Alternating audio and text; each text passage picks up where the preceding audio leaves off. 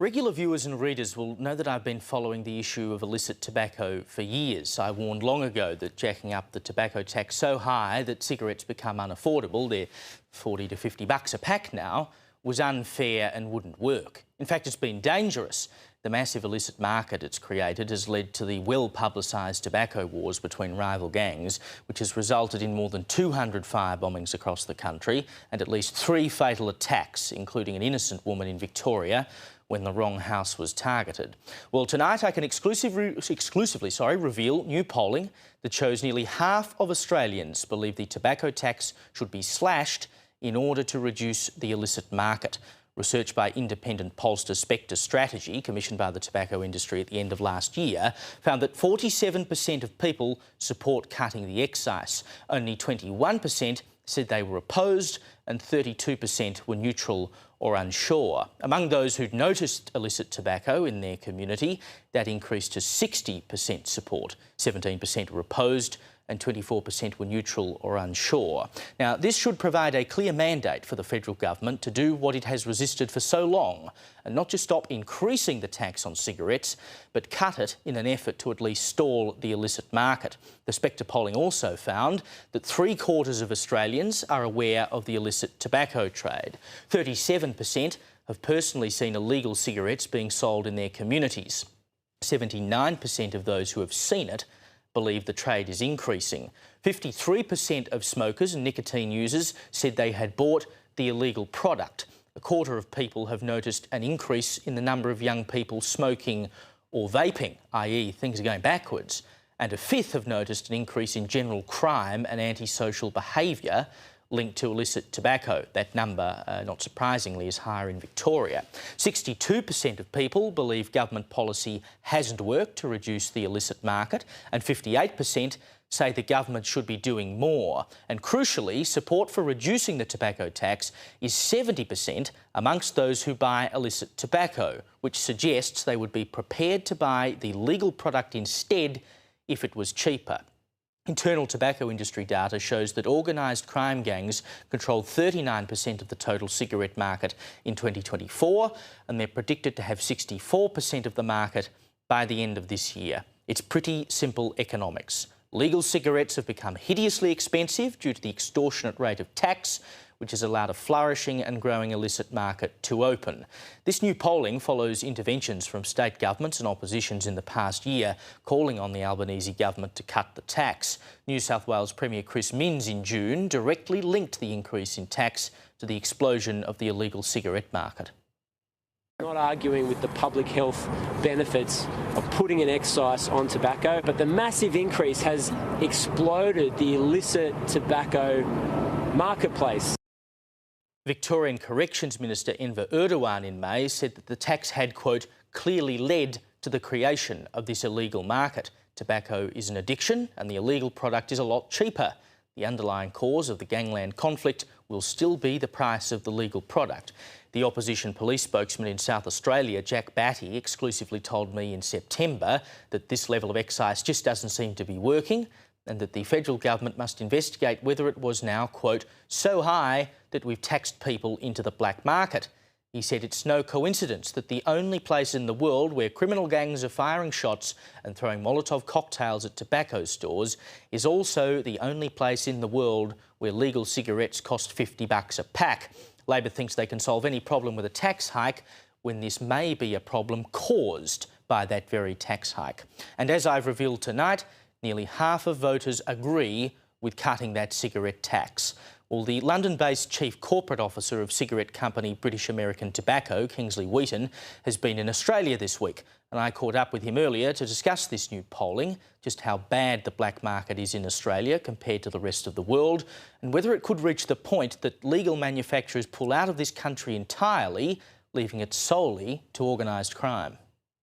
Kingsley Wheaton, thank you so much for being with me. Thank you for having me. Pleasure. You were last in Australia about 9 months ago. You've come back and seen what's going on in the illicit tobacco market here. How things changed in that short time? Well, I came 9 months ago because I wanted to see it for myself and see how bad things had got. And I've come back now to see it again. And all that I can see is that the situation has worsened. We now have a situation where 2 in every 3 cigarettes sold in Australia are illicit and from the black market, where almost all of our vapour products are illicit. That means 80% of nicotine is illicit in Australia. A year ago, I was saying that Australia was making its way onto the podium of the worst illicit markets in the world. It now stands as a leader on that podium as the worst illicit market in the world. So who are we comparing ourselves to on that podium? What sort of countries? Well, we have somewhere like South Africa, where about 75% of the market is illicit. We have somewhere like Malaysia, where around half. Pakistan, 45 to 50%. We've seen some improvement in Brazil, but it's still nearly 35%. Yeah, so you join the ranks of some countries that have a very, very serious black market problem. And I think it's beyond that, because the money that is generated for the criminals, you know, have very nefarious activities, sometimes linked to terrorism. Mm-hmm. So that loss of money is not just a loss of money to the Australian Treasury, it's also money for all the wrong kinds of people. These countries that are in a similar position, is it excise that they're also grappling with as the major cause? Because, of course, here in Australia we talk about the tobacco tax is too high, that's why people are buying illicit cigarettes. Is that a uniquely Australian thing, or is it the same story elsewhere? One of the interesting things about illicit is it tends to vary in terms of how it comes to life in market to market. Although generally you will find that either overly high excise or excise shocks have caused that illicit market. Now, in the case of Australia, excise is now 30 Australian dollars per pack of cigarettes, and that's per every pack. That means the price of cigarettes, legitimate cigarettes, is $45 versus the illicit averaging about $12. Well, there isn't a market in the world I know where the basic and simple economics of things suggest that when the consumer or the customer is presented with that, they're going to make the choice to buy the $45 product and not the $12 product. Of course, it's pretty simple. I'll come back to the excise in a moment. You mentioned a moment ago about funding terrorism. Now, the suggestion is that there is money that could potentially have moved into Iran, and we know that, obviously, in the last week, we've had major developments in Iran. We also know that Iran has been directly involved in state-sponsored terrorism in Australia. How close is this link between the money that is being generated at the moment by illicit tobacco in Australia and terrorism sponsored by Iran? It's a great question. I think the situation in Iran and what's going on is very early days. I'm not going to say to you that there is full understanding of the money flows and make that assertion on this show. What I think I will say is you don't know where the money goes. Yep. And for sure, this is a black market. And for sure, there are criminal linkages, and there have been insinuations and allegations that sometimes there is a money into terrorist flows. I think the key point is that perhaps as recently as 8 or 9 years ago, the Australian Treasury was banking nearly $17 billion per year from tobacco excise. Based on forecasts for this fiscal, $5.5 billion. That's a reduction of over $10 billion. And I think that's a $10 billion scandal.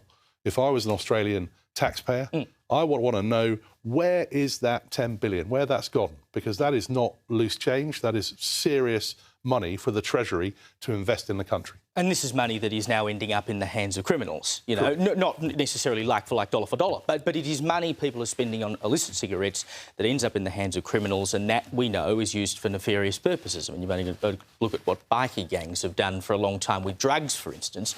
It's now the same with tobacco. And I've argued for a long time, I mean, it's pretty much self-evident, I think, to everyone now, that this has been caused by the high excise, because it's simple economics. The $45 packet, as you say, well, I'll go and buy the $10, $12, $15 one at the dodgy shop down the road. When this question has been put to the Health Minister in Australia, Mark Butler, he has previously said, we're not changing the excise because that is what big tobacco would want us to do, and we will not allow big tobacco to dictate the market in Australia. Essentially, well, of course you would say lower the excise. What do you say to that?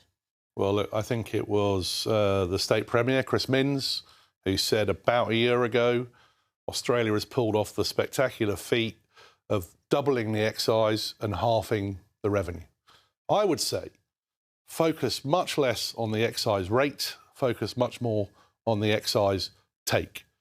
Eventually, there will be no tobacco market left. A recent study by Oxford Economics suggested that in just 5 short years, 9 out of 10 cigarettes is going to be illicit.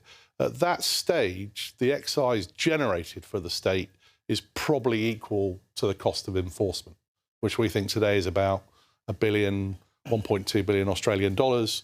If that rises by 20, 30%, effectively, tobacco in Australia becomes a zero-sum game.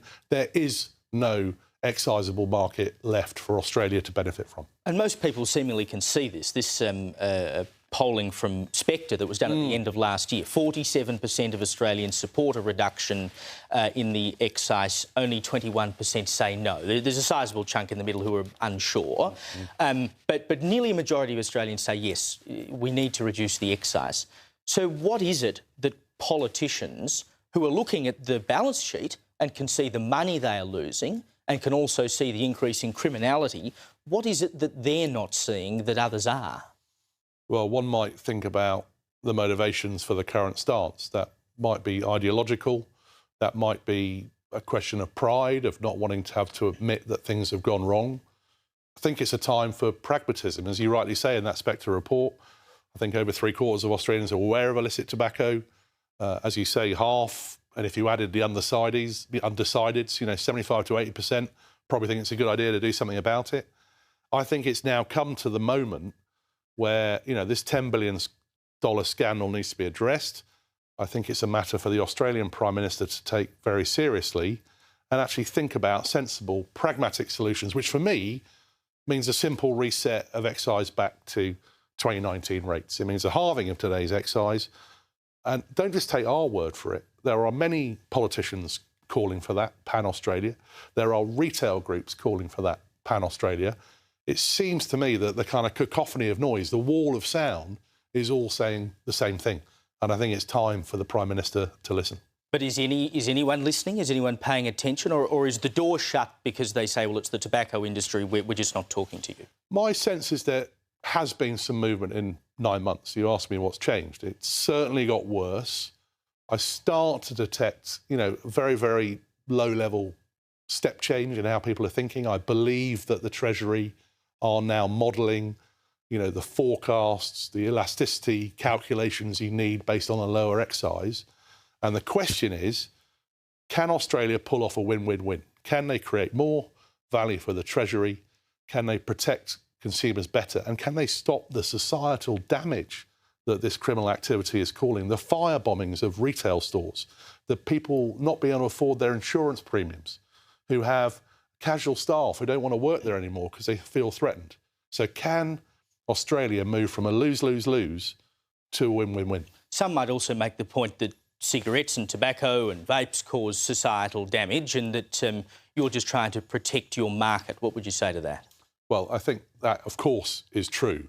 But the question is, you're faced with a choice between an illegally, criminally funded, out-of-control industry where, based on the forecast we've seen, 9 out of 10 cigarettes will be illegal, or at least you have a market which is still legal and not prohibited, and I haven't heard anyone suggesting that it should be prohibited. Would you rather have that in the hands of responsible players like ourselves, where excise is collected and you have some control of the industry? Maybe then, if that orderly marketplace could be established, Australia can think about moving on with alternative smokeless products. But for now, I think the focus is wrestling the industry away from the criminals who currently run it. Just very briefly before we go, as it stands, does your company, British American Tobacco, have a future in Australia if things continue as they are? I don't think that's decisions on us. We've been in Australia for over a century. I think it's 1908. We are deeply committed to Australia. But if there is no marketplace for us to compete in, that will become a commercial decision. That's not a decision I would like to see. When we said we wanted to usher in a better tomorrow, meaning gradually reduce smoking rates and replace them with other products, we didn't say that's a better tomorrow for the world minus Australia. So I think purposefully we owe it to Australia, and we would love to be taking part in a sustainable, orderly, profitable, to be fair, marketplace. Yep. Otherwise, it becomes entirely criminal and, well, it's not good for anyone. Kingsley Wheaton, thank you so much for joining me. Thank you, Caleb, very much.